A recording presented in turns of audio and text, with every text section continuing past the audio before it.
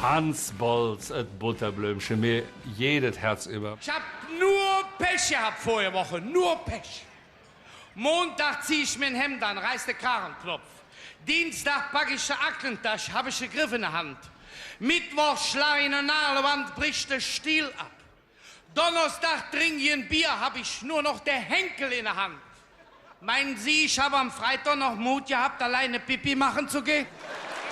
Der Hans Bolz war im wahren Leben einer, der ja wahrscheinlich auch immer Witze erzählt hat, weil was merkt man als Friseur? Was hat der Herr eine schöne Frisur? Jedes Haar hat einen Stehplatz. Wer am meisten ja jetzt am R ist ja dieser, wie heißt der aus Amerika? Clinton. Der ist arm dran, der Junge. Also ich stelle mir das so vor, der stellt sich in der Unterhose vor der Praktikantin und sagt, das ist das Weiße Haus. Ja, natürlich auch ein bisschen schlüpfrig dabei, aber das gehörte natürlich bei ihm dazu. Aber er war nie so gewaltig unter der Gürtellinie. Zölibat. Meine Frau sagt immer, weißt du, was Zölibat ist? Das ist eine Krankheit. So wie Rheuma. Eine Art Gliederschmerz. Schade, dass er nicht mehr geht. Et Butterblümchen Hans Bolz.